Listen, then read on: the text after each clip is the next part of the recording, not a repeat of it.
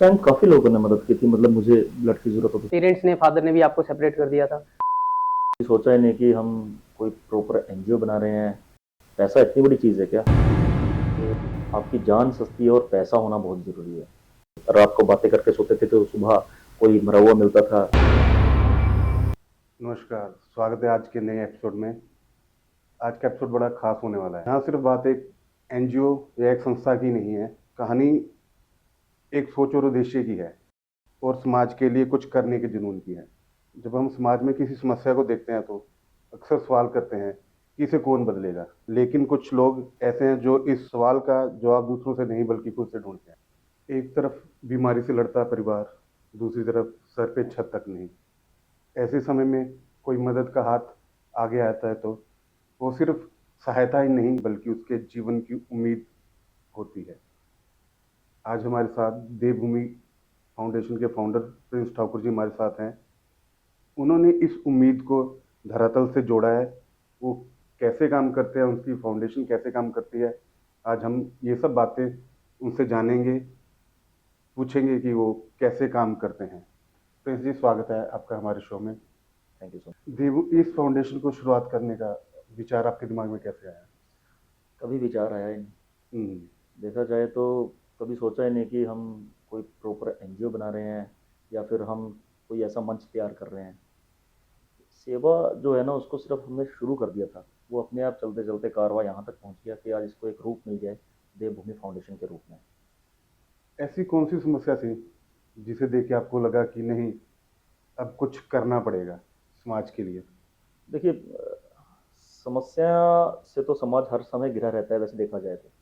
और ऐसी कोई गंभीर नहीं, मैं खुद एक्सपीरियंस कर चुका था इन चीज़ों को बहुत ग्राउंड लेवल पे। खुद कैंसर पेशेंट रहा हूँ। और जिस टाइम मैं कैंसर पेशेंट था तो उस टाइम मेरे पिताजी ने मेरा इलाज करवाया। और उस इलाज के दौरान मैंने काफ़ी चीज़ें देखी। साथ जो कैंसर पेशेंट होते थे, रात को बातें करके सोते थे तो सुबह कोई मरा हुआ मिलता था। तो किसी के पास दवाई के लिए पैसे नहीं है, कभी कुछ सुनने को मिलता था। तो उस माहौल में रहा हूँ। धीरे धीरे इन चीज़ों को देखा, फिर लगा कि पैसा इतनी बड़ी चीज़ है क्या कि आपकी जान सस्ती है और पैसा होना बहुत ज़रूरी है। वहाँ से दिमाग में दो चीज़ें उठी कि या तो बहुत सारा पैसा कमाया जाए, और या फिर पैसे को कम से कम उस लेवल पे लेके आया जाए जहाँ लोगों को पता लगे कि पैसा नहीं, जान ज़रूरी है, इंसान ज़रूरी है। तो करते करते फिर हमने शुरू किया धीरे धीरे। हमारे सामने ऐसे लोग आते रहे जो ज़रूरतमंद थे। फिर हमें समय भी सिखाता गया कि हमें कैसे उनको वेरीफाई करना है, कैसे उनको टैकल करना है और कैसे उनकी हेल्प करनी है। और ये बहुत एक बड़ा मुश्किल काम होता है जब आप किसी और की जिम्मेदारी अपने ऊपर ले लेते हैं। इंसान अपने परिवार की जिम्मेदारी ठीक से नहीं निभा पाता, किसी और के परिवार का तो बहुत दूर की बात है। इसके लिए काफ़ी टीम वर्क की ज़रूरत थी, काफ़ी लोगों की, काफ़ी फरिश्तों की ज़रूरत थी। खासकर जब ये शुरू किया तो धीरे धीरे ये चलना शुरू हुआ, लोग जुड़ने लगे। सबसे पहला मैं बताऊं, 2014 में मैं ऊना आ गया था। इससे पहले मेरी पूरी स्टडी जो है इंडिया में जगह जगह पे हुई है। फादर मेरे आर्मी में थे, इस वजह से। तो 2014 में जब मैं यहाँ पे आया तो यहाँ पर एक कोई फैक्ट्री थी जो बंद होने की कगार पे थी, या उनके कुछ एम्प्लॉयज़ को निकाला गया था उस टाइम। शायद आइनॉक्स विंड नाम था उसका, आप जानते हैं। उसमें कुछ ऐसे थे हमारे भाई बहन जो उस समय आर्थिक तंगी से भी गुजर रहे थे और गंभीर बीमारियों से भी गुजर रहे थे। उनके लिए एकजुट होकर हमने जब शुरुआत की तो हमें लगा कि नहीं, कदम अगर बढ़ाओगे तो साथ देने वाले मिलेंगे। तो हमने जब ये चीज़ शुरुआत की, धीरे धीरे आप जैसे लोग मिलने लगे, साथ चलने लगे, और उसके साथ धीरे धीरे कारवां बढ़ने लगा। तो आज जो है, नहीं, स्टार्टिंग में चैलेंजेस क्या थे? लोग, पैसा, सिस्टम या लोगों का विश्वास? देखिए, चैलेंजेस, इंसान जब भी कोई काम करता है ना, सबसे पहला चैलेंज उसका अपना परिवार होता है। और जब हमने ये चीज़ें स्टार्ट की थी, मैं कह सकता हूँ कि उस टाइम हिम्मत देने वाले ना के बराबर थे, और टांगे खींचने वाले, नीचे गिराने वाले, हर किसी ने ये कोशिश की थी। इवन की फैमिली में भी एक्सेप्टेंस नहीं थी। लेकिन जो संस्कार थे, जो फादर के मोटिवेशंस मिले थे शुरू से, मैं इस चीज़ के लिए अपने फादर को हमेशा थैंक्स करता हूँ कि चाहे जितना ही उनका हमारे लिए क्रूर रूप रहा हो या जैसे भी रहा हो, हम डरते थे फादर से, लेकिन उन्होंने कभी भी हमारे अंदर हिम्मत की कमी नहीं रखी। वो हिम्मत हमेशा भरते थे मन में। तो जब अपने ही परिवार से जब आपको लड़ना पड़ता है तो इंसान हार जाता है। लेकिन उनकी दी हुई हिम्मत से हम आगे बढ़े। और सबसे पहले परिवार से ही हमें काफ़ी चैलेंज आए। उन्होंने नकारना शुरू किया कि नहीं, आप परिवार देखो, आप अपनी आधी तनख्वाह वहाँ उड़ा रहे हो, ये कर रहे हो, वो कर रहे हो। उन्हें ऐसा लगने लगा पता नहीं किसी राजनीतिक दल का शिकार ना हो जाए, या फिर कोई पार्टी ना ज्वाइन कर ले, या फिर कहीं और ना भटक जाए। तो एक अलग ही उनकी सोच जा रही थी। तो उस बीच में काफ़ी दिक्कतें आई। फिर घर के दरवाजे के बाहर जो बैठे थे, वो तैयार बैठे थे पकड़ने के लिए कि समाज, जब भी आप कोई भी शुरुआत करते हो सामाजिक मुद्दों से जुड़ा होता है। तो जब हमने वो चीज़ें उठानी शुरू की सामाजिक मुद्दे, फिर वो चाहे हेल्थ के रिगार्डिंग थे, फिर चाहे एजुकेशन के रिगार्डिंग थे, तो उससे उन लोगों को ज़रूर तकलीफ होने लगी जो उनसे जुड़े हुए थे। तो उन्होंने भी काफ़ी हाथ पाँव मारने शुरू किए, रोकना शुरू किया, छवियाँ खराब करने की कोशिश की। चैलेंजेस काफ़ी आए और इवन कि अभी भी आ रहे हैं। बट मेरे फादर की एक बात मुझे हमेशा याद आती है। उन्होंने कहा था, ज़िंदगी में कुछ भी कर लेना, लेकिन कभी भी किसी अपने से नीचे, यहाँ पे मैं आर्थिक शब्द का, अपने से नीचे जो आर्थिक बंदा है, उसको कभी इंसल्ट मत महसूस होने देना। उसको ये ना लगे कि आप उससे बहुत ज़्यादा बड़े हो और आप उसके लिए भगवान बन रहे हो। उसको ये ना लगे, अगर वो नीचे बैठा है उसके साथ नीचे बैठ के बात करें।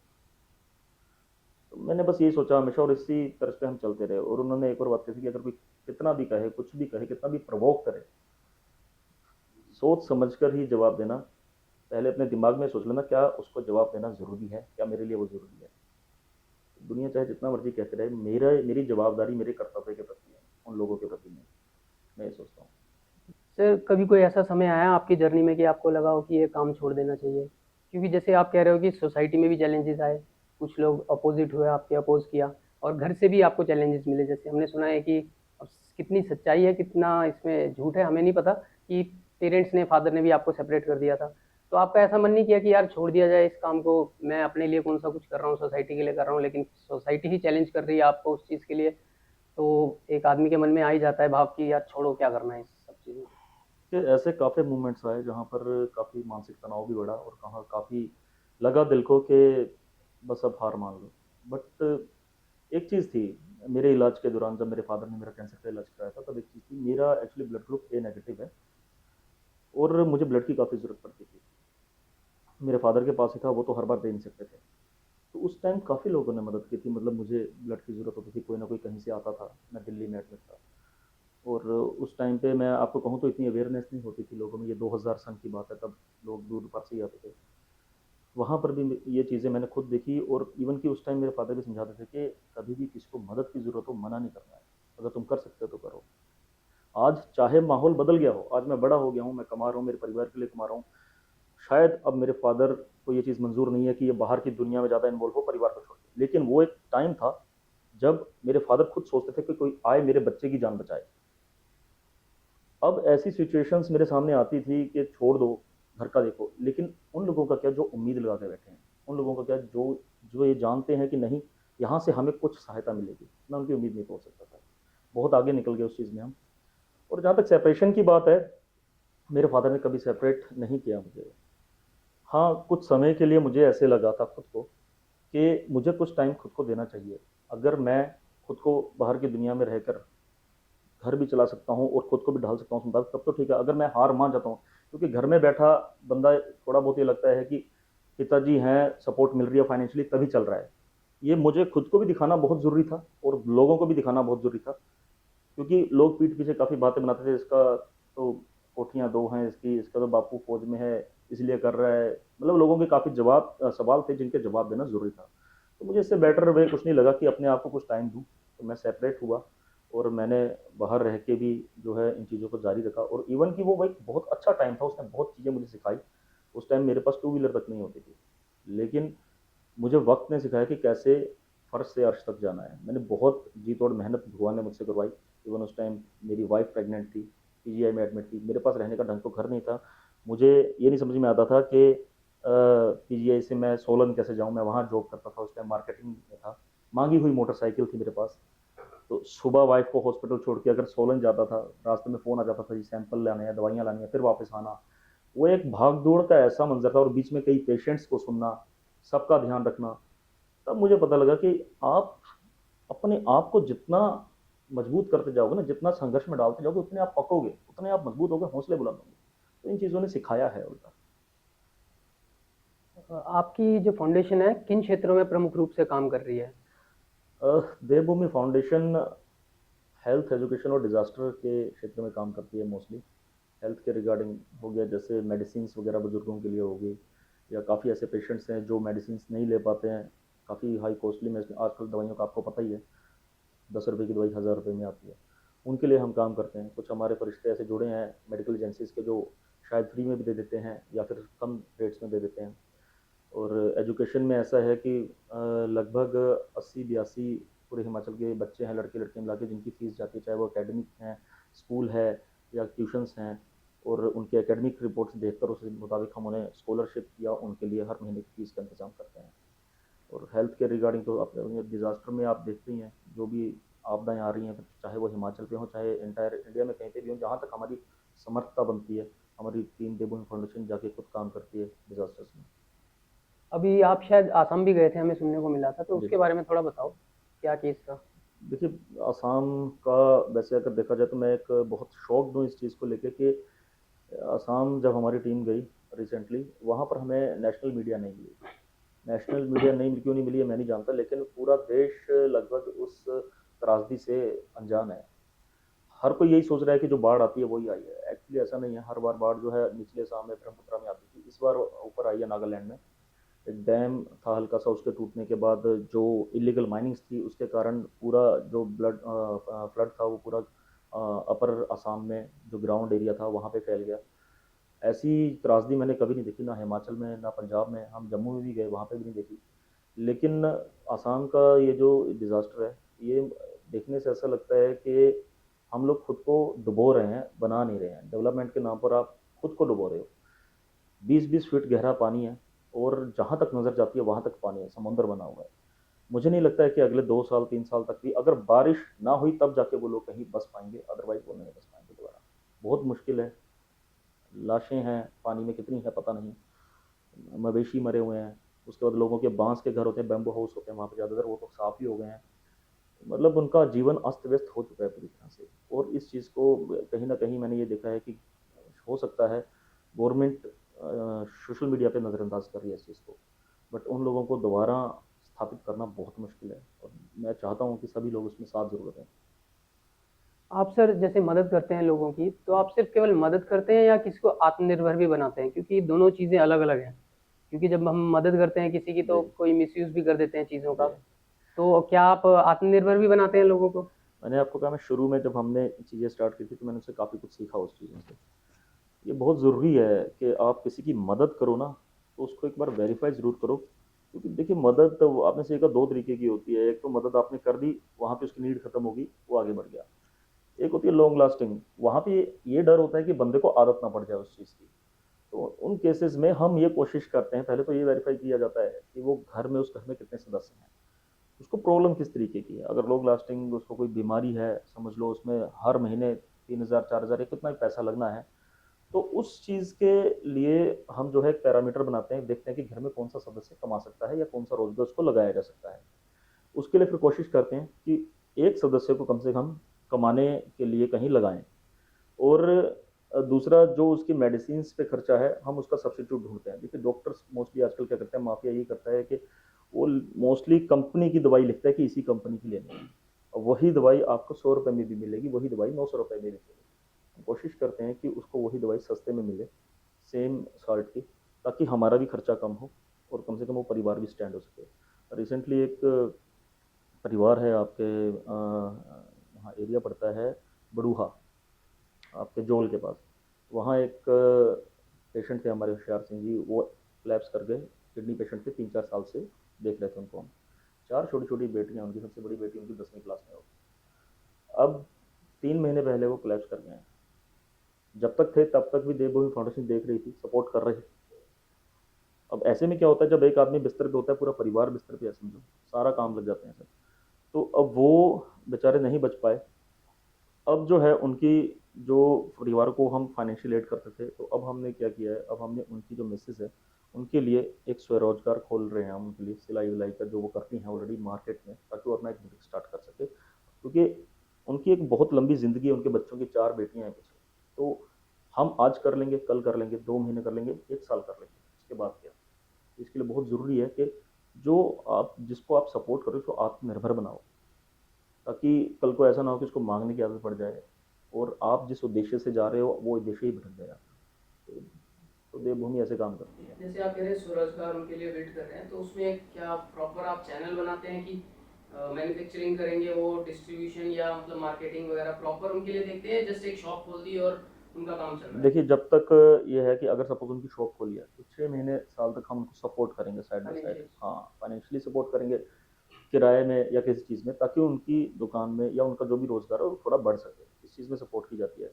कई ऐसे बच्चे हैं, घर हैं जहाँ पे बच्चे होते हैं, अगर उन्होंने आईटीआई कर रखी है तो उनको कहीं ना कहीं हम ऐसी जगह पे लगाते हैं जहाँ पे वो कम से कम मंथली कुछ कमा सके, अर्निंग कर सकें। कुछ हमारे ऐसे भाई बहन हैं जो आउट ऑफ कंट्री हैं, उनके ऑनलाइन बिजनेस चलते हैं। तो अगर कोई एकेडमिक अच्छा है किसी बच्चे का या फिर रिजल्ट अच्छे हैं उनके और वो अच्छा कंप्यूटर में कर सकते हैं काम, तो उनको हम नाइट शिफ्ट्स देते हैं, अपने घर बैठे काम करते हैं नाइट शिफ्ट में वो, वहाँ से आउट ऑफ कंट्री के लिए। तो उससे चलता है। मतलब काफ़ी ऐसे रास्ते हैं देखा जाए तो, नॉट ओनली ये। अगर कोई बच्चा है गरीब घर का या कुछ सीखना चाहता है, चाहे वो वेल्डिंग का काम हो, चाहे नाई का काम हो, चाहे कोई काम हो, हम उसको उस चीज़ में डालते ज़रूर हैं। चाहे कोई लड़की है सिलाई में सीखना चाहती है, ब्यूटी पार्लर सीखना चाहती है, कुछ करना चाहती है, उसकी जिस चीज़ में मर्जी हो वो पहले देखी जाती है ताकि वो अच्छे से काम कर सके। अगर उसके पास कोई रास्ता नहीं है फिर उसके बाद हम हमारी टीम सजेस्ट करती है कि इसको इस काम में डाला जाए। तो कोई जैसे अगर आदमी है, समझ लो जैसे आपने बताया कि फॉरेन में है, उसको ज़रूरत है बंदों की रोकथाम, कोई हमारे दर्शकों में से कोई ऐसा हो जो कर्मचारी ढूंढ रहा हो, जैसे ऑनलाइन काम बताया या किसी भी तरह का कोई काम है, उसको ज़रूरत है बंदों की, और दोनों साइड एक सोशल वर्क भी हो जाएगा उसकी तरफ से कि बेरोजगार को सहारा भी मिल जाएगा, जी। तो वो किस तरह से आपको अप्रोच करे अगर उसने करना हो? देखिए, अप्रोच तो डायरेक्ट फ़ोन से कर सकते हैं, जो भी हमारी कॉन्टैक्ट डिटेल है हमेशा अवेलेबल रहती है और सोशल मीडिया पे। अप्रोच कर सकते हैं, लेकिन वैकेंसीज़ पे डिपेंड है, क्योंकि हमारे सामने जो प्लेसेस हैं उनके लिए हम वैकेंसीज़ पहले फिल अप कर पाते हैं। आजकल देखा जाए तो बेरोज़गारी बहुत है। अब रैंडमली अगर मैं इस चीज़ को पब्लिसाइज़ कर दूँगा, तो आवेदन बहुत ज़्यादा आ जाएँगे। नहीं, मैं कह रहा हूँ अगर एम्प्लॉयर कोई, समझ लो मैं एक काम आदमी हूँ, मैं ऑनलाइन काम करता हूँ, मुझे कर्मचारियों की ज़रूरत है। अच्छा, आपको अगर कम। हाँ, हाँ, तो तो अत्यधिक बेरोजगारों के लिए आप हाँ, हमारे पास ऐसे काफ़ी घर के लड़के हैं या फिर ऐसी लड़कियाँ हैं जो चाहते हैं। पढ़े लिखे हाँ, पढ़े लिखे हैं। मोस्टली ऐसे। अब देखिए, मैं आपको बताऊँ, जो प्रॉब्लम्स है ना वो स्टेटस देख के तो आती नहीं है। ऐसे काफ़ी बच्चे हैं मेरे पास जो इतने नीचे बेचारे ज़मीन से लगे हुए हैं, उठना उनका मुश्किल है, लेकिन उनके एकेडमिक 90%, 95%।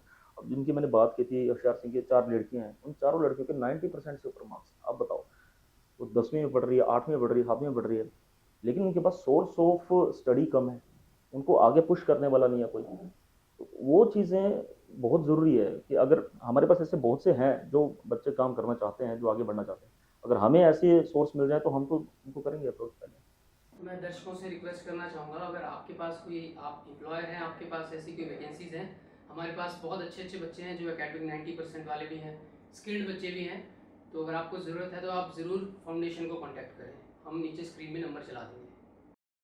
प्रिंस जी, आप कैसे वेरीफाई करते हो कि सामने वाला सच में जरूरतमंद है या सिर्फ फ्रॉड है? क्योंकि आजकल फ्रॉड बहुत हो रहा है। इसके पीछे आपने कोई टीम रखी है या आप खुद वेरीफाई करते हो? कैसे चलाते हो ये आप ये काम सारा? देखिए, आपने ये सही क्वेश्चन पूछा। बहुत एक्चुअली काफ़ी लोगों के माइंड में ये चीज़ें रहती हैं, तो मैं काफ़ी बार सोशल मीडिया पे इसको बताता भी हूँ लोगों को। एक्चुअली मैंने जैसे कि बताया कि हमने धीरे धीरे सीखा है सब कुछ। जब हमने शुरू किया था तब हमने भी काफ़ी गलतियाँ की। मैं आपको एक किस्सा बताता हूँ। ये मेरे ख्याल से 2017 की बात होगी या 16 की। एक बच्चे का केस आया था फतेहपुर से हमारे पास। उस बच्चे को ऑपरेशन के लिए ज़रूरत थी कोई 2 लाख या 2.5 लाख की। हमने उसको सोशल मीडिया पे हम लेके आए उसको। उसके लिए सेवा इकट्ठी हो गई लगभग 5 लाख की। अब हमारा ये क्या रहता है देवभूमि का, कि अगर आपकी फैमिली को ज़रूरत है, आपका अकाउंट नंबर दिया जाएगा, देवभूमि का नहीं। जो सेवा आएगी आपके पास आएगी। अब उसके पास पैसा ज़्यादा इकट्ठा हो गया। अब जब हमें मालूम चला तो हमने सोचा नहीं यार, ज़रूरत तो 2.5 लाख की है, बाकी का पैसा तो किसी और को लग सकता था पेशेंट को।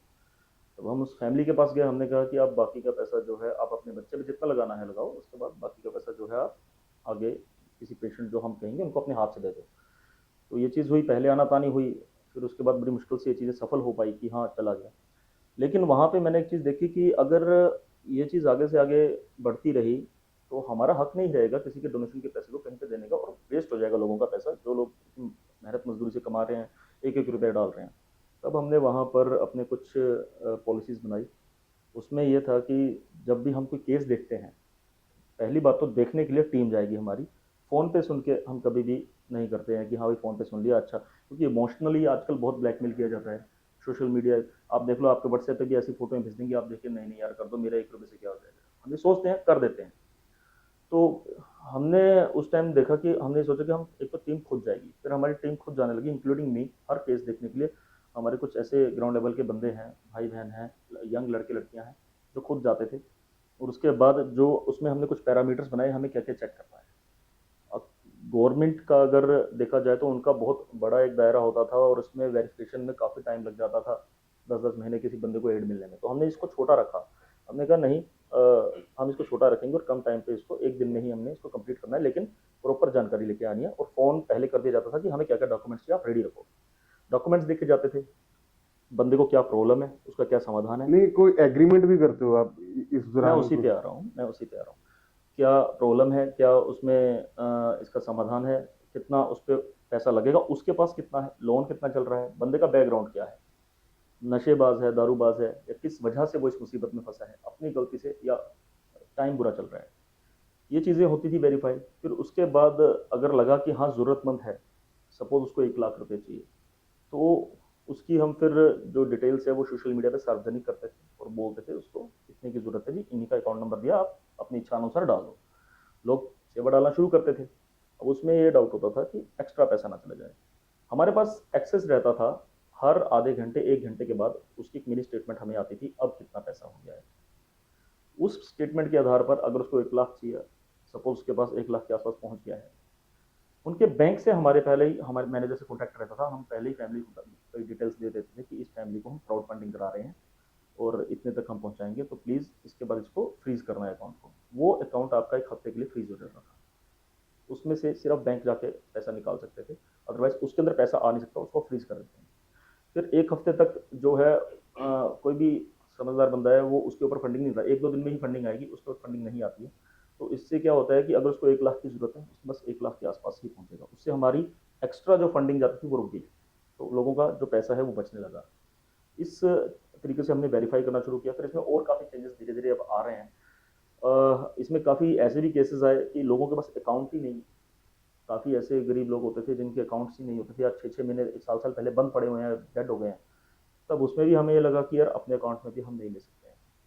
और इसकी एक बहुत बड़ी वजह भी रही कि देवभूमि फाउंडेशन को अपना एक अकाउंट सेपरेट खोलना पड़ा। हमने इस चीज़ को रजिस्टर्ड कराया इंडियन गवर्नमेंट से, दिल्ली जाकर सेंट्रल से। और अब जो है, अगर ऐसा कोई इनकेस कोई ऐसा केस आता है तो उसकी फंडिंग देवभूमि फाउंडेशन में होती है। अदरवाइज 90% जो भी केसेस होते हैं उनकी डायरेक्ट फंडिंग होती है। स्कूल होगा, स्कूल के अकाउंट में जाएगी। मेडिकल स्टोर में अगर कोई दवाई किसी ने लेनी है, मेडिकल स्टोर का दे देंगे। अगर कोई ऐसा है कि हॉस्पिटल का बिल भरना है, हॉस्पिटल का दे देंगे हम। तो ये चीज़ें रहती हैं। इस तरीके से हमने काम करना शुरू किया। नहीं, फंड का मेन सोर्स क्या है? फंडिंग कहाँ से आती है? आपसे सर, नहीं आपसे फंडिंग आती है, आपसे आती है। नहीं, कुछ कुछ तो रेगुलर होने हैं, रेगुलर देने वाले होंगे, कुछ कभी कभी देने वाले होंगे। देखिए, जितने मैं, देवभूमि फाउंडेशन की एक बहुत बढ़िया पॉलिसी रही है हमेशा से, हम कैश फंडिंग नहीं लेते, कभी भी नहीं लेते। दूसरी ये है, हम आपको कभी फ़ोन नहीं करेंगे, स्पेशली तो कभी नहीं। अगर कहीं से फ़ोन आता है तो वो देवभूमि का बंदा नहीं है। देवभूमि फाउंडेशन टोटली वर्क करती है क्राउड फंडिंग सोशल मीडिया के ऊपर। हमारे कुछ व्हाट्सएप ग्रुप्स बने हैं जिनमें हम अलग अलग केस डाल देते हैं, लेकिन उन ग्रुप्स में जो मेंबर्स हैं उनको स्पेशली कभी फ़ोन नहीं जाता है कि जी इतना पैसा डाल दो, इतना डाल दो, इतना डाल दो। यहाँ मंथली किसी के लिए कोई ऐसी लिमिटेशन नहीं है कि आपने डालना ही डालना है। एक हमारा एम्बुलेंस का ग्रुप है, वो फ्री एम्बुलेंस चलती है हमारी अंडर प्रिविलेज पेशेंट्स के लिए। उसका हर महीने का बिल जो पेट्रोल का होता है, वो एक पेट्रोल पंप से हमने बात कर रखी है, वो हर महीने का बिल जो है उस ग्रुप में डाल देते हैं। और उस बिल के आधार पर उस ग्रुप में सिर्फ 30-40 लोग जुड़े हैं। इवन कि देवभूमि फाउंडेशन के आज देखा जाता है टोटल मेंबर्स हैं 30 से 35 हज़ार ऑल ओवर वर्ल्ड में।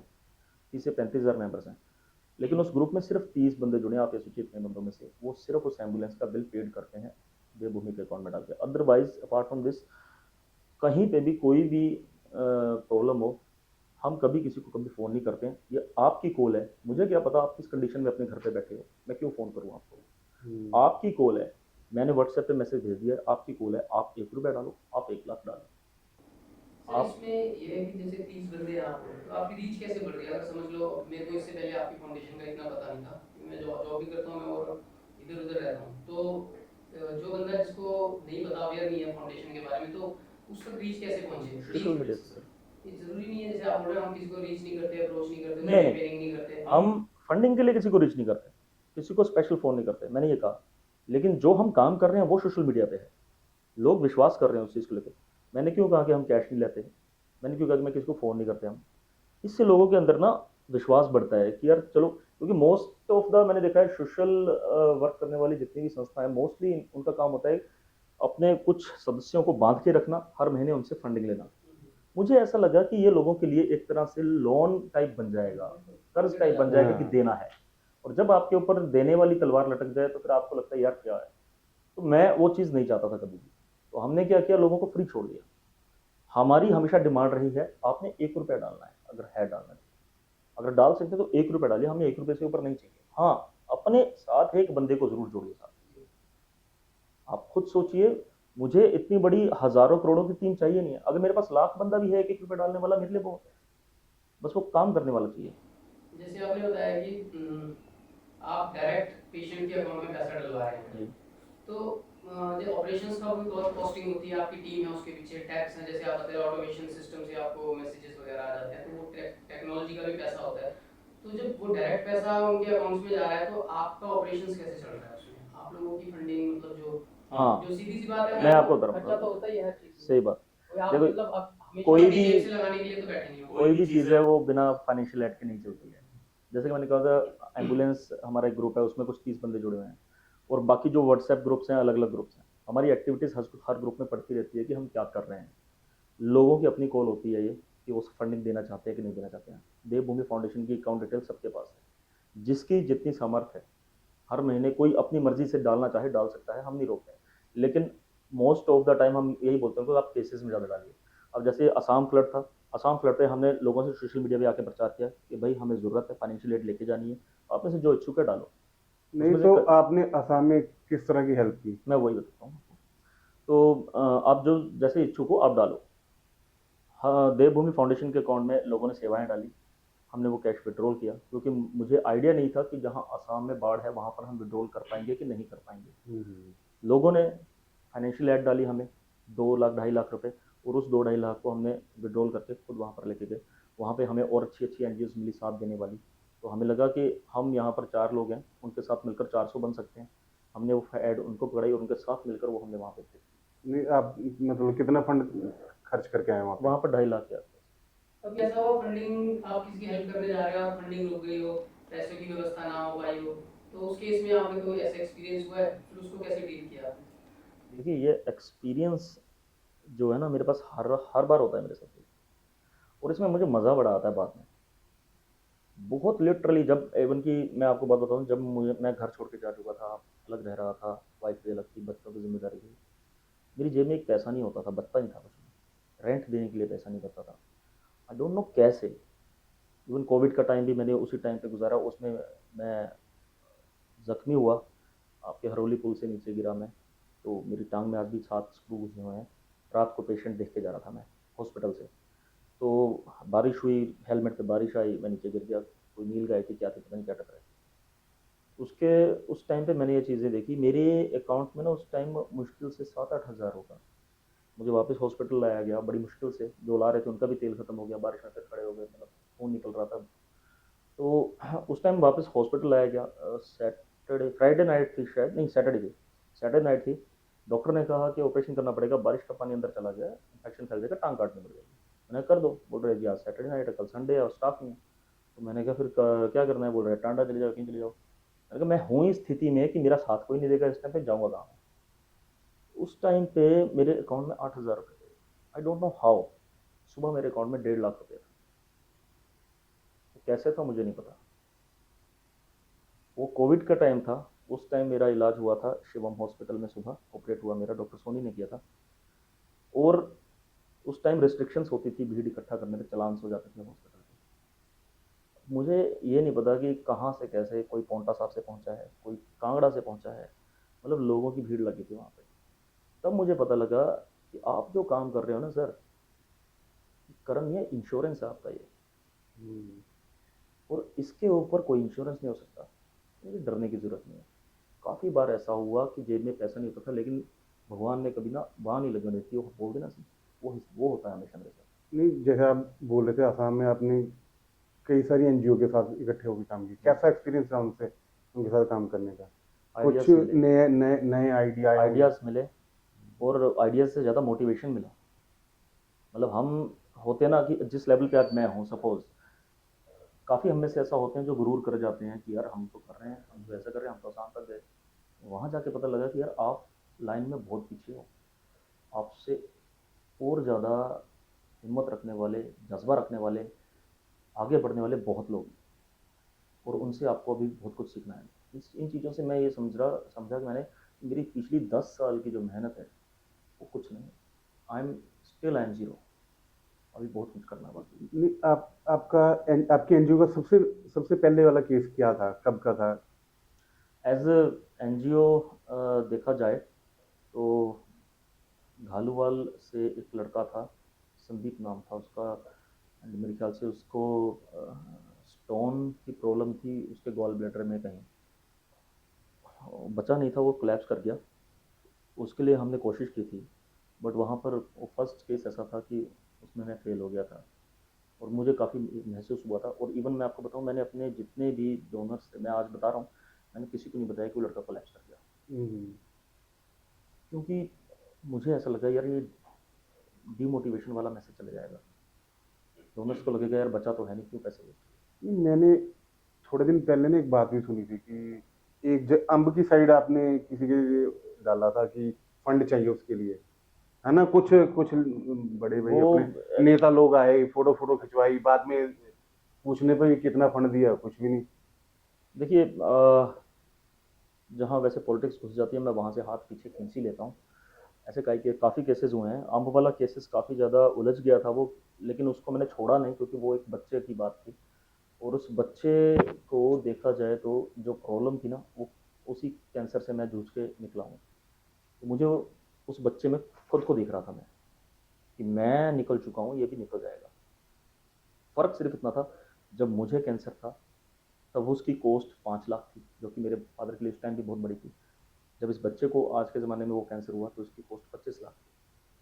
पैसा कोई बड़ी बात नहीं, पैसा इकट्ठा कर लिया हमने, लेकिन दिक्कत ये थी कि बीमारी शायद उस बच्चे की बहुत लेट पकड़ी गई, या फिर काफ़ी चीज़ें हाथ से निकल चुकी थी। हाँ, कुछ हद तक काफ़ी चीज़ें बुरी लगी मेरे को कि क्या हमारी राजनीति का स्तर इतना गिरा हुआ है कि आप किसी की जान के ऊपर अपनी कुर्सियाँ सेक कर चले जाओ, अपने आप को ऊपर उठा के चले जाओ। पैसा पूरा हो चुका था, इसलिए हमने भी परवाह नहीं की कि जिन्होंने वादा किया दिया नहीं दिया तो कोई नहीं, मारो, बच्चा तो बच जाएगा। बट उसके बाद भी काफ़ी उस परिवार के साथ थोड़ी सी जद्दोजहद हुई, उनका पैसा फिर वापस लेने की कोशिश की थी, क्योंकि बच्चा बचा नहीं। लेकिन मैंने उस पैसे को उनके परिवार से लेने नहीं दिया किसी को। मैंने कहा कि यार उस बच्चे का हक है ये, अगर आपको किसी और का इलाज कराना है तो आपने जो वादा किया था वो फंडिंग पूरी कीजिए, वहाँ से कीजिए। तो ये चीज़ें थी, बट कुछ भी है, ये चीज़ें काफ़ी भावुक कर देती हैं, क्योंकि बच्चा एक ऐसी चीज़ है, मेरा ही बच्चा, आपका बच्चा, सब एक जैसे होते हैं। आप एक फसल इतनी मुश्किल से बो के बड़ी करते हो, उसके बाद एक तबाह हो जाए एकदम से, तो सर यहाँ से दो चीज़ें मेरे दिमाग में आ रही है, दो सवाल हैं कि एक तो एक सोशल मीडिया और जो समाज सेवा है ना, ये एक दिखावे का प्लेटफॉर्म भी बनता जा रहा है। तो एक केला दान देंगे, 6 लोग मिलके, कुछ रिसेंटली फोटोज भी आई थी मीडिया में, एक आदमी 1 किलो आटा और एक केला लेके बैठा है, शायद ड्यूरिंग कोविड की बात है, और दिखा रहा है कि हमने फोटो समाज सेवा की है। तो एक चीज़ तो ये है कि इस चीज़ से कहीं आप तो नहीं प्रभावित होते? थोड़ा कई बार हो जाता है, हाँ, बंदे को लगता है यार हाँ नाम हो रहा है इस चीज़ में। दूसरी चीज़ ये कि जैसे आपने अभी डिस्कस किया कि पॉलिटिशियंस बीच में इंटरफेयर करते हैं, तो कभी उनका इंटरफेरेंस ऐसे हो आपको दबाने की कोशिश की हो, या फिर अपनी पॉलिटिकल पार्टी में खींचने की कोशिश की हो उन्होंने? क्योंकि एक पोजीशनिंग तो हो रही है आपकी मार्केट में, वो तो नो डाउट की एक आपकी इमेज बन रही है, एक पोजीशन जी। हो रही है, कहीं आपका लॉन्ग टर्म गोल कहीं पॉलिटिक्स में जाने का इस तरह से तो नहीं है? पहले क्वेश्चन का जवाब दे देता हूँ बिल्कुल। मैं। सोशल मीडिया की जहाँ आप बात कर रहे हैं कि दिखावा चल रहा है बहुत, मैं ये समझता हूँ कि ये जो टाइम चल रहा है ना, ये टाइम ही दिखावे का चल रहा है। एक मैंने कहीं सुना था, जब तप दया दान, कलयुग में सिर्फ गान बचा है, ये चला जाएगा तो कलयुग खत्म हो जाएगा। जब तब जो थे वो द्वापर त्रेता उसमें थे। तो अब ये टाइम ही दिखावे का चल रहा है। अच्छा है सर, आपको देखकर कोई तो काम कर रहा है। ठीक है, वो एक केला 8 लोगों ने दिया, करोड़ों की जनसंख्या में कहीं तो कोई एक खिला होगा कि मैं 8 केले दूंगा। ये दिखावा है, दिखावा का ही टाइम है, चल रहा है, चलने दो। लेकिन मैं ये समझता हूँ कि अगर आपके दिखावे से किसी एक का भी पेट भर रहा है, किसी एक का भी घर चल रहा है, बहुत बढ़िया है। एंड अदर थिंग के जहाँ तक बात पॉलिटिक्स की जाए, तो सर पॉलिटिक्स बुरी चीज़ नहीं है। मायने ये रखता है कि आप देखते किस तरीके से उसको। लोग मुझे कहते हैं हमेशा कि पॉलिटिक्स ज्वाइन मत करो। मैंने भी लोगों से कई बार कहा है कि मैं पॉलिटिक्स के लिए नहीं आया हूँ, क्योंकि अगर आना होता तो 10 साल हो गए, कोई ना कोई प्रधानी प्रतिनिधि में लड़ लेता आराम से। तो मैंने हमेशा मना किया है, मैंने कहा मैं पॉलिटिक्स के लिए नहीं आया। लेकिन ऐसा नहीं है कि मैं ज़रूरत महसूस नहीं करता उसकी। किसी के आगे बार बार गिड़गिड़ाकर हाथ रगड़ना, फिर अगर उसने काम किया नहीं किया उसके सामने लाचार बने रहना, इससे अच्छा है कि मैं उस कुर्सी तक पहुँचूँ। पावर की कमी मुझे महसूस होती है किसी के लिए, जब मैं किसी सरकारी डिपार्टमेंट में लड़ रहा होता हूँ, किसी के लिए जब हमारी टीम किसी मेडिकल इंस्टीट्यूट में लड़ रही होती है, वहाँ पर कमी महसूस होती है पावर की। महंगी दवाइयों के पीछे, बढ़ती फीसों के पीछे स्कूल की, वहाँ पर कमी महसूस होती है। वहाँ पर हमारे पास कोई ऐसी कुर्सी नहीं है, कोई ऐसी इमेज नहीं है, कोई ऐसी आइडेंटिटी नहीं है कि हमें पूछा जाए। पॉलिटिक्स में जाना बुरी बात नहीं है सर, वहाँ पर बने रहकर लोगों के लिए काम करना बहुत मुश्किल है। वहाँ लोग पहुँच तो जाते हैं, लेकिन पहुँच कर अपना वजूद भूल जाते हैं, मैंने ये देखा है। तो हम क्या ओपनली प्लेटफॉर्म से कह दें कि कोई भी पॉलिटिकल पार्टी आपको अप्रोच कर सकती है? देखिए ऐसी बात नहीं, अप्रोच किया नहीं है, अप्रोच ऑलरेडी हो चुका है काफ़ी बार, बट मेरी हिम्मत नहीं पड़ी। क्योंकि मुझे पॉलिटिक्स से नहीं थी, मुझे दिक्कत है जो मेंबर हैं सामने उनसे। मैं हमेशा लोगों से कहता हूँ कि यार पार्टी देखकर वोट मत डालो, बंदा देखकर वोट डालो। हर कोई कहता है मैं कट्टर हूँ, किसी भी पार्टी का नाम लेके। क्या करोगे कट्टर होकर, जब तुम्हारे अंदर इंसानियत ही कट्टर नहीं है, जब तुम्हारा बंदा ही कट्टर नहीं है इंसानियत के प्रति, काम करने के प्रति, क्या करोगे उस पार्टी का कट्टर होगे। लोग धर्म का झंडा उठाते हैं, कभी कर्म का झंडा उठाया है किसी ने? जिस धर्म को लेकर आप चल रहे हो, वो धर्म आपको कहता क्या है? कर्म करने के लिए कहता है। आप कोई किसी भी धर्म की किताब उठा लो, वो यही बोलेगा इंसानियत सबसे बड़ा धर्म है, वही किताब बोलती है। बट आप उसको मानने को तैयार नहीं है। आज मैं आवाज़ उठा दूं कि भाई लड़ना है, फलाने धर्म वाले लोग आ रहे हैं उनसे लड़ना है, सब झंडा उठा के चल पड़ेंगे अपना अपना नारा लगा के। आज मैं बोल दूं नहीं यार वहाँ फलाने लोग बीमार पड़े हैं, उनके लिए कुछ करना है, मौत आ जाएगी आधे लोगों को। तो क्या फ़ायदा उस चीज़ का? आप किसी पार्टी कट्टर हो, आप किसी धर्म के कट्टर हो, आप इंसानियत के कट्टर नहीं हो, आप इंसान ही नहीं हो। 84 लाख जूनियाँ लग जाती हैं सर इस जूनी में पहुंचने के लिए। 84 लाख। आप कैसे एग्जिस्ट करते हो खुद को कि यू आर ए ह्यूमन? सुबह उठते हो, आप खाते हो पीते हो, रात को सो जाते हो, बच्चे पालते हो। जानवर भी यही काम कर रहे हैं, क्या फ़र्क है आप में इसमें? Both are same. तो आप सीधी बिल्कुल स्पष्ट बात कर रहे हैं और सीधी बात कर रहे हैं, तो पॉलिटिक्स में ऐसे लोगों का तो शायद कोई अभी तक ऐसा स्थान लगा नहीं है। ज़रूरत ही नहीं है। अगर मेरे लिए वहाँ कोई स्थान होगा अपने आप मिल जाएगा। अदरवाइज मैं या मेरी टीम जो काम कर रही है, आपको लगता है कि पॉलिटिक्स में इससे अलग काम होता होगा? अगर इससे अलग कोई काम हो रहा है तो वो डिजास्टर जैसे काम हो रहे हैं, या फिर योजनाएं मंच पे तो बोली जा रही हैं, ग्राउंड पे कुछ हो रहा है, ऐसे काम हो रहे हैं, तो उसकी ज़रूरत नहीं है। I am happy but I am doing. ਤੇ ਟੋਟਲ ਅੱਜ ਤੱਕ ਕਿੰਨੇ ਕੇਸ ਤੁਸੀਂ ਹੈਂਡਲ ਕਰ ਲਏ? ਔਰ ਸਭ ਤੋਂ ਵੱਡੀ ਗੱਲ, ਕੋਈ ਐਸਾ ਇੰਸੀਡੈਂਟ ਜਿਹੜਾ ਤੁਹਾਨੂੰ ਕਦੇ ਨਹੀਂ ਭੁੱਲਿਆ ਔਰ ਦਿਨ ਰਾਤਾਂ ਦੀ ਨੀਂਦ ਹੀ ਤੁਹਾਡੀ ਉਡਾਤੀ, ऐसा कोई इंसिडेंट? देखो पीयूष जी, मैं ज़्यादा दस्ता हूँ सीधी, आपको सीधी सी बात बताता हूँ मैं एक। पहले तो आप मुझसे ये पूछ रहे हो कि भाई तुमने कर्म कितने किए? गिनती क्यों रखूँ? नहीं फिर थोड़ा ये आइडिया चीज़ नहीं है ही नहीं माइंड में।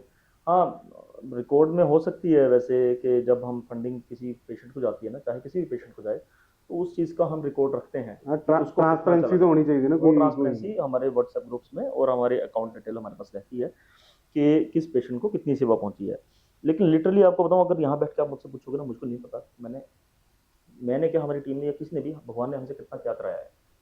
इतना बस ये है कि साल के एंड में पिछले 2 साल में हमारी टीम ने कुछ कैलकुलेशन लगाई थी, फिर मैंने वो भी लगाने को मना कर दिया उनको कि साल में कितनी सेवा गई है। तो भाई बाई चांस कोई आपसे आके पूछ ही ले भाई, हाँ भाई हमारे आप पास दिखाओ अकाउंट आप। डिटेल्स है, हम अकाउंट डिटेल्स मेंटेन करते हैं। लेकिन इसलिए नहीं कि मैं याद रखूँ और लोगों को बताऊँ, वो सिर्फ इसलिए कि इन केस कल सिस्टम अगर मांगता है या हमारी जवाबदेही किसी के प्रति बनती है, कोई हमारा 1 रुपया सेवा लगाने वाला भी डोनर अगर मांगता है, वो हमारे लिए 1 लाख के बराबर है, कोई मांग सकता है। ये चीज़ें हमने अपने ग्रुप में ऑलरेडी बता रखी हैं कि आप हमसे पूरी डिटेल कभी भी किसी भी पेशेंट की या किसी भी सेवा की ले सकते हैं। वो हमारे पास अकाउंट डिटेल्स रहती है, बट इनके ये चीज़ें सच्ची में लिटरली मुझे याद नहीं है कि कितने केसेस, इवन कि काफ़ी ऐसे पेशेंट्स मिलते हैं या काफ़ी ऐसे लोग मिलते हैं, भाई जी आपने उस साल में हमारे इसकी मदद की, मदद में पहचान नहीं नहीं, पाता। कोई ऐसी तो बात होगी ना, कोई केस है ना, कोई स्टोरी ऐसी बंदे की जो आपको याद रहती है, भाई हाँ भाई वो था कुछ। अ, हाँ, मतलब जिस जिस केस ने आपको तोड़ दिया हो अंदर से, भाई ये ऐसा भी होता है एक ना केस कि। था ऐसा आपके, एक तो चलो हारमन का केस मैंने बताया ही आपको, जो आम बंदूरा का हाँ था। हाँ। उस लड़के के केस ने मुझे बहुत तोड़ा कि मतलब उसमें जी जान मेहनत लगी थी, नॉट ओनली देवभूमि फाउंडेशन की, इवन कि हर उस बंदे की जिसने वो वीडियो देखी थी, उसने शेयर भी किया, उसने सेवा भी डाली। 25 लाख जोड़ना कोई आसान काम नहीं था सर, 10 दिन में 25 लाख रुपए सोचा था। इसके अलावा एक लड़की थी हमारी, हमारे हिमाचल की फेमस लड़की थी वो, देखा जाए तो अंबिका नाम था उस लड़के का, किन्नू से थी वो। पूरे कोविड में पूरे हिमाचल में सिर्फ उस लड़की को ब्लैक फंगस हुआ था पूरे हिमाचल में। और वो लड़की पूरे हिमाचल में 8 लड़कियों में चुनी गई थी जिसको मेरे ख्याल से जॉब मिली थी। मुझे अब ये नहीं पता किस लेवल पे, सिर्फ हिमाचल में 8 लड़की को मिली थी, जिसमें से वो एक लड़की थी। और उनको जॉब मिली थी राजस्थान में कहीं पे, लेकिन कोविड और ब्लैक फंगस ने उसको घेर लिया, उसको वापस आना पड़ा, जिसके चलते उसकी किडनियाँ डैमेज हो गई थी। कोविड से लेके अब तक वो लड़की सर्वाइव कर गई, ठीक भी हो गई ऑलमोस्ट। उसका ब्लैक फंगस से आंख निकल गई, दोबारा उसको डुप्लीकेट भी डाल दी, और यहाँ पे उसकी प्लेटिंग हुई, सब कुछ हुआ। उस लड़की के ऊपर भी काफ़ी पैसा लगा, बहुत मोटिवेटेड लड़की थी वो, और अपने माता पिता की इकलौती लड़की थी, 2 कमरों का घर था। वो चाहती थी कि ठीक होकर वो देवभूमि ज्वाइन करेगी, लोगों के लिए सेवा करेगी। लास्ट मेरे ख्याल से 6 महीने हुए हैं वो लड़की कोलैप्स कर गई, सिर्फ इसलिए क्योंकि किडनियाँ उसकी डैमेज हो चुकी थी, डायलिसिस चलते थे। तो उस केस ने मुझे बहुत तोड़ा, क्योंकि वहाँ पर आपकी तो जी जान मेहनत लगी हुई है, लेकिन she is the only source of her family.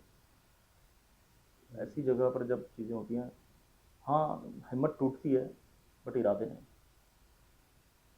पर यदि देवभूमि फाउंडेशन को कोई ऐसी पावर मिल जाए तो वो समाज और सिस्टम में क्या बदलाव करना चाहेंगे? बदलाव तो हम ऑलरेडी कर रहे हैं सर, लेकिन अगर हाथ में ऐसी पावर आ जाए तो सबसे पहले मैं बदलाव हेल्थ और एजुकेशन के सिस्टम में करना चाहूँगा। सरकारें क्या क्या प्रलोभन दे रही हैं वोट के लिए, फ्री बिजली, फ्री पानी, इवन की काफ़ी चीज़ों में छूट दे रही है, सब्सिडी दे रही है। मुझे तो ये डर है कि इस दिन दारू में सब्सिडी ना देते। वो एक तरह से, नहीं, वो तो दिल्ली में मिली भी थी। चलो एनीवेज, बट आपको नहीं लगता है कि आपके घर में सबसे ज़्यादा खर्चा मेडिसिन पे और एजुकेशन पे हो रहा है? हाँ। मैं अगर आज देखूँ, मैं क्या कोई भी आदमी देखे, वो सबसे पहले ये सोचता है मैं अपने बच्चों के पढ़ाऊँ कहाँ। 2 चीज़ें नोटिस करेगा, अच्छी एजुकेशन और कम फीस। वो उसे कहीं नहीं मिलती, सरकारी के नाम पे लोग वैसे नहीं जाना चाहते हैं। अब इन चीज़ों में अगर हम एजुकेशन के ऊपर काम करेंगे और मेडिसिन के ऊपर काम करना बहुत मुश्किल है, मैं जहाँ समझता हूँ, क्योंकि मेडिकल माफिया आज इतना ऊपर हो चुका है कि इवन कि हम खुद शिकार हो चुके हैं, उस भीड़ में चल रहे हैं जहाँ पर चलते ही रहना ठीक है, रुक गए तो दब जाओगे। तो हम मैं सबसे पहले काम करना चाहूँगा मेडिसिन पे। अंडर प्रिविलेज जो है उनके लिए अलग से, और जो योजनाएं सरकार ने पहली बात तो जो बनाई है ना, मेरे ख्याल से उनमें काफ़ी चीज़ें मुझे निराधार सी लगती हैं। अगर आप ग्राउंड लेवल पे देखोगे, 5 लाख 10 लाख, इवन कि अभी थोड़ी देर पहले मुझे फ़ोन आया, पेशेंट पीजीआई में पड़ा है, पंजाब सरकार की कोई 10 लाख की योजना है, लेकिन पीजीआई चलाना नहीं चाहता जी, क्योंकि टाइम पर पैसा नहीं आ रहा है सरकार का। तो क्या फ़ायदा उस योजना का, क्या फ़ायदा उस पेशेंट को, क्या करेगा वो? तो ऐसी योजनाएं लागू करके फ़ायदा क्या है जो आप पूरी ना कर पाओ? कम दे दो लेकिन दो रेगुलर। तो अगर हमारे पास कोई ऐसी पावर आती है तो मैं हेल्थ और एजुकेशन पे सबसे पहले काम करना चाहूँगा। अगर ये चीज़ें किसी भी परिवार में सुधर गई, मेरा ये मानना है, ख़त्म तो नहीं होगा, लेकिन जो ब्राइब रेट है, जो क्राइम रेट है, वो सब कम ज़रूर होंगे। लोगों के घूस लेने के, या फिर जो आप लोगों की जेब पर वज़न पड़ता है, वो कम होगा। महंगाई में भी इससे बहुत कमी आएगी जब आप लोगों को हेल्थ एजुकेशन में सही सुविधाएं दोगे। हाँ, कम से कम हिंदुस्तान में तो लोग इसलिए पैसा जोड़ते हैं, चल यार एक अपनी बीमारी के लिए रख लो, इन केस बंदा शादी के लिए, एजुकेशन के लिए। आगे आगे तो एजुकेशन भी बड़ी महंगी हो रही है। मेरे को तो लग रहा है कि आम लोगों की पहुंच से बाहर हो रही है। अगर कोई हमारे जैसे सोचे भाई हमने बच्चों को एमबीबीएस करवानी है, या कुछ करवाना है, वो 25-25 लाख करोड़ करोड़ रुपए में सीट जा रही है। सर लिटरली मैं आपको बताऊं, आपके भी माइंड में ये बात होगी कि मेरे बच्चे को मैं हायर एजुकेशन से ज़्यादा अच्छा है अच्छा बिजनेस खड़ा करके दूँ। लोग अब यही सोचते हैं। एजुकेशन का उतना महत्व रहा नहीं है जितना हमारे समय का होता था कि कम से कम ग्रेजुएशन ही कर लो। हाँ। आजकल एजुकेशन का वो महत्व नहीं रहा। आजकल एजुकेशन का ये हो गया है कि चल यार पढ़ने लिखने लायक थोड़ा समझने लायक हो जाए, कुछ बिजनेस अपना खड़ा कर लो ताकि वो कमाता रहे। और नौकरशाही में इतनी तंगी हो गई है कि सर अनएम्प्लॉयमेंट इतना है कि आप चाहे किसी भी कंपनी में 10 साल लगा लो, 20 साल लगा लो, 20 साल के बाद भी आपकी वही वैल्यू होगी जो आपकी फर्स्ट डे वैल्यू थी। वो लात मारने में एक सेकंड नहीं लगाएंगे, क्योंकि आप उनसे 20,000 ले रहे हो, 5,000 पे उनको नया मिल रहा है, काम तो उन्होंने वही करवाना है नहीं, अभी आपने ना मेडिकल माफिया की बात की, उससे। जी। तो उस पे कैसे कंट्रोल कर सकते हैं हम? क्योंकि एक एक दवाई देखो कितनी कितनी महंगी होती है ना? जी। देखा जाए उसकी मैन्युफैक्चरिंग कॉस्ट भी उतनी नहीं बढ़ती है, लेकिन सिस्टम चाहे तो बहुत आराम से कर सकता है सर। माचिस कितने की आती है? 1 रुपए की। जब आप छोटे थे तब 50 पैसे की आती थी, कितना बड़ा? 50 पैसे ऊपर बड़ी होगी। माचिस इतने सालों में सिर्फ 50 पैसे ऊपर आई, वो दवाई जो 1 रुपए की थी वो 1,000 कैसे पहुंच गई? काम तो वो तब भी वही कर रही थी, आज भी वही कर रही है। ऐसा तो नहीं है कि नया पहाड़ होगा था जड़ी बूटियों का, कोई नया तोड़ के लाए हैं। आज एक इंजेक्शन अगर पीजीआई में भी हो, आप अगर एक इंजेक्शन आपको लेना हो, एक सेंड्रम होता है, IGVI को सेंड्रम, उसको एक इंजेक्शन लगता है, उसकी कॉस्ट 50,000 रुपये है। कहते हैं जी फ्रांस से आता है। लिटरली फ्रांस के पास कौन सा ऐसा फॉर्मूला है जो इंडिया के पास नहीं है? आप वो इंजेक्शन 50,000 रुपये का इंजेक्शन आप वहाँ से इंपोर्ट करवा रहे हो, क्या हम नहीं बना सकते यहाँ पे? हाँ, जब कोविड की मेडिसिन बन सकती है तो वैक्सीन बन सकते हैं। एक्चुअली हम चाहते नहीं है, बात ये है, हम चाहते नहीं है। हमने गेट्स लगा रखे हैं बीच में, हर किसी का हिस्सा बांटा हुआ है। अब जो आप बात बोल रहे हैं कि कैसे उसको हम मेडिकल माफिया को कम खत्म तो मैं नहीं कह सकता, कम कर सकते हैं आप।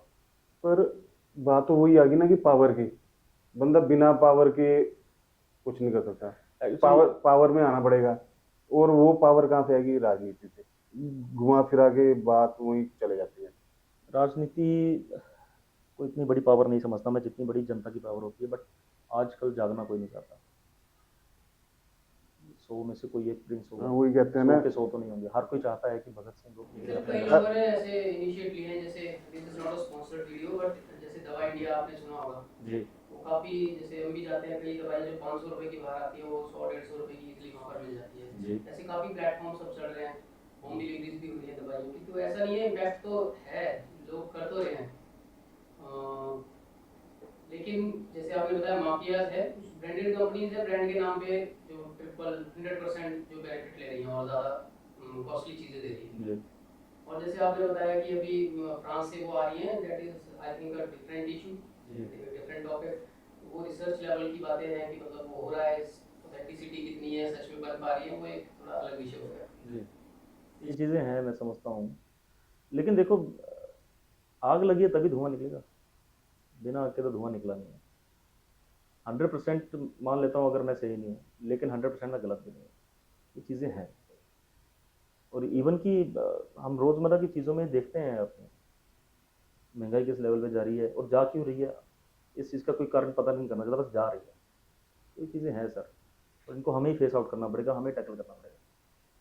सर एक क्वेश्चन है मेरा सस्टेनेबिलिटी पे आपकी फाउंडेशन के, अगर आज आपको एज अ फाउंडर या फाउंडेशन से छोड़ आपको फाउंडेशन छोड़नी पड़े तो क्या ऐसे ही सुचारू रूप से चलेगी? मैं फाउंडेशन में अगर कोई कुर्सी रखता हूँ तब तो सोचूंगा कि छोड़नी पड़ेगी, मतलब मैं अपने आप को इसमें कुछ मानता नहीं हूँ। हमारी फाउंडेशन में ऐसा कुछ नहीं है कि ये डायरेक्टर है, ये चेयरमैन है, ये फलाना है, ढिमका है। फिर भी फाउंडर डिपेंडेंट होती है मोस्टली ऑर्गेनाइजेशन जो देखिए, एनजीओज रहती हैं। मैंने जब शुरू किया था तब देवभूमि नहीं थी, लेकिन सेवा तब थी। और अगर आज लीग से कहीं हटता हूँ मैं देवभूमि के नाम से, सेवा तो फिर भी रहेगी। शुरू किया था तब मैं अकेला था, आज हज़ारों लोग हैं आपके जैसे जुड़े हुए। और मुझे नहीं लगता है कि वो इसलिए जुड़े हैं कि यहाँ से कोई इनकम सोर्स है या यहाँ बहुत बेनिफिट है। वो अपने कर्मों के लिए जुड़े हैं। इनकेस कल को अगर कोई ऐसी चीज़ होती भी है तो मेरा कर्म मैं देखूंगा, मैंने तो अपना कर्म करना ही है, तो ऐसा कुछ नहीं है। 10 साल बाद अगर कोई इस फाउंडेशन को याद करे या नाम ले तो आप क्या एक ऐसी विचार या सोच लेकर चल रहे हैं कि हाँ इस चीज़ से हमें याद रखा जाए? अ, देखिए, जैसे जैसे आप कोई भी चीज़ में इंटीमेट होते हैं तो आपकी उस चीज़ के लिए जिज्ञासाएं भी बढ़ती हैं काम करने की, या उस चीज़ को ऊपर ले जाने का आपका दिल करता है, क्योंकि काफ़ी लोगों की उम्मीदें जुड़ी होती हैं, काफ़ी लोगों का साथ जुड़ा होता है। देवभूमि फाउंडेशन का भी कुछ ऐसा ही है। हमारा सिर्फ ये नहीं है कि पिछले 10 साल से हम बस लोगों की वीडियोस डाल रहे हैं, उनको पब्लिकली मदद मदद करवा रहे हैं। ये मैं नहीं चाहता कि ये एक बस ऐसा स्लोप बन जाए।